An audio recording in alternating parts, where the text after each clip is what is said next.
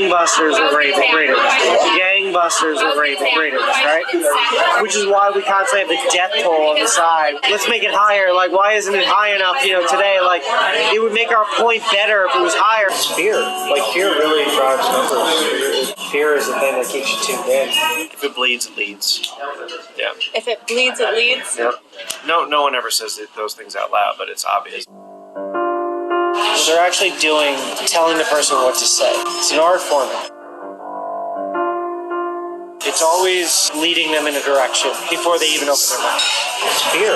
Like, fear really drives numbers. Fear is the thing that keeps you tuned in. What actually happens when a network cares more about ratings than the truth? In the case of CNN, owned by parent company Warner Media, it seems that CNN has resorted to other means in order to keep you watching. What you're about to see is so shocking. Admissions about COVID, its impact, the bias, and things that we've all suspected but have never been able to confirm until now. It's fear. Like, fear really drives numbers. It does, The happiest days in news, people, I would imagine, turn it off and they go to the camera. They don't stay glued to it. Unless there's something that's uniting them, like a moon landing or something like that. Fear is the thing that keeps you tuned in, I imagine. What's the scariest thing there? Sad news doesn't do well with ratings, like, if you can get someone impassioned, that does really well with ratings. Sad news, back to back to back, doesn't do really well unless it affects them directly. COVID, gangbusters with ratings, right? Which is why we constantly have the death toll on the side, which I have a major problem with, that we're tallying how many people die every day. Because I've even looked at it and be like, let's make it higher. Like, why isn't it high enough, today? Like, it would make our point better if it was higher. And I'm like, what am I rallying for? That's a problem. Yeah. We're doing that, Well, I mean, it helps with ratings. Of course, yeah, but, I would expect. I have a job. Sure, like, I'm happy about that, but, I don't know. Who gets to, decide how long that stays on, or, Head of the network.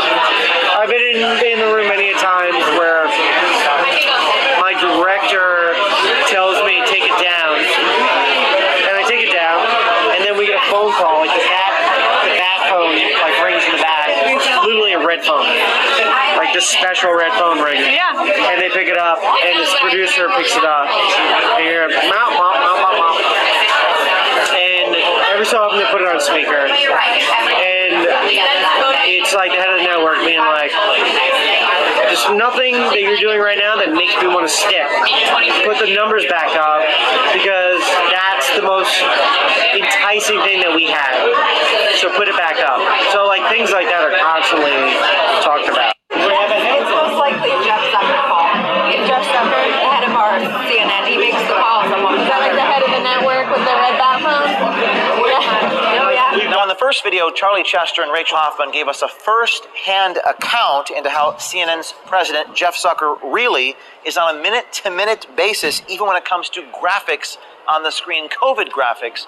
Charlie Chester referring to the red phone that rings to update the graphics, because remember, folks, it's all about ratings. Why don't you guys at CNN show the recovery rates on the death tolls, at least? The recovery rates. Who's had it and then recovered. Because that's not scary. I would imagine that's why they don't do it. Yeah. That's what I figured. If it bleeds, it leads. Yeah. If it bleeds, it leads? Yep. I like that. I think no one ever says those things out loud, but it's obvious based on the amount of stories that we do. The fact that we have a segment called The Good Stuff, which is a feel-good thing, but it's dedicated moment at the end to like almost like be the ice cream to alleviate, you know, like everything that you've been through, like, you know, like something sweet to end it with. Because everything else is like doom and gloom. I mean, it's human nature. I mean, like, I find myself watching more news when there's something looming and scary. Chester seems to have lost faith in CNN's ability to do honest reporting, not just at CNN actually, but in news generally. I mean, there's no such thing as unbiased news. Just doesn't exist. There's too many agendas. There's too many people that have jobs that need to feed their families for it to be unbiased. Yeah, it's impossible. Of course, the most unbiased news is grassroots, out of people's basements with podcasts. That's the most unbiased you probably get. You know, and unfortunately, the trend is that when they could actually start making money off of it, you start to inherently destroy the thing that you love, you know, by like Do you moving think up. CNN's done that? Yeah. I don't think CNN's any different than Fox. I think it's on the different side of it, but I think they come off as very altruistic, but I think we buried the lead a lot. I think What's that mean? You ever watch? We have to sit down and watch it together for me to like point out some things. Listen to the way they ask questions, because they're not actually asking questions. Any reporter on CNN, okay. what they're actually doing is they're telling the person what to say. It's an art form in it. What's it? There's an art form to it, but it would be like